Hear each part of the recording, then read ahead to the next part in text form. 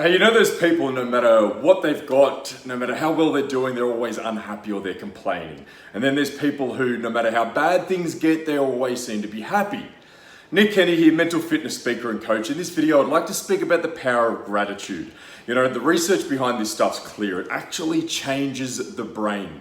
It changes the brain. Berkeley University did a study and they had 3 groups of people. And one group, they asked them to write a letter of gratitude each day for 3 months. And they did a brain scan after 3 months. They found that their brains had actually changed. This stuff's legit. The research is there to back it up. And I'd like to share with you 3 ways that you can implement a really healthy, positive gratitude practice into your life. Number 1, changing the language around what we do and the way we see things, right? So here's an example. This author, Sean Akor, he wrote a book called The Happiness Advantage. And he speaks about, leveraging happiness to get better outcomes in our life. And he's gone to this community in Africa.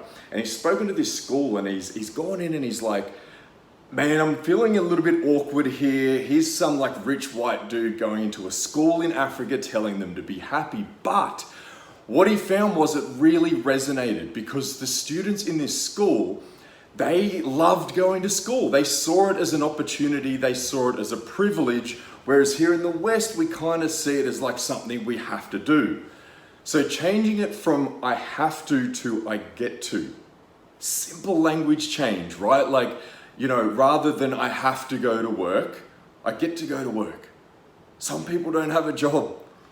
Rather than, I have to drive to the shops, it's I get to drive to the shops. Some people don't have a car. Some people don't have shops to go to. So that's a simple one. The next one is to actually set aside a time each day you do this, right? So it's a habit, and we know that success is the habits that we build, right? So for example, before I go to sleep, I rattle off a whole bunch of things I'm grateful for, and I think the fan next to my bed's gotten a shout out 1,000 times, right? The white noise it offers, nice little breeze, whatever. Just getting into the habit of doing this and being grateful for as many things as we can think of. And the last thing is to actually look at why we're grateful for something. There's a guy out there, Ash Manuel, and he runs a program called Growing with Gratitude in South Australia. It's a huge program in the schools out there. And he said, he was discussing how when we put this into practice as a habit, it can get a bit repetitive, right? We can get, it can feel like a bit of a chore. So we want to mix it up a bit.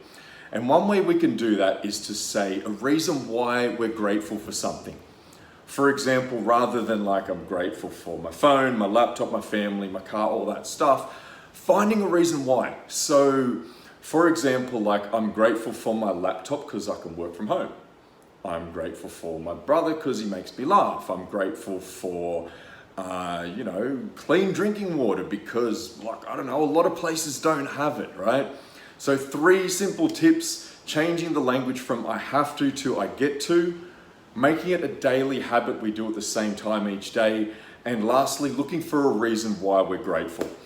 If you like what you've seen, if you want to share what you're grateful for, any tips that you've got, like it, comment, share it. Good to see you.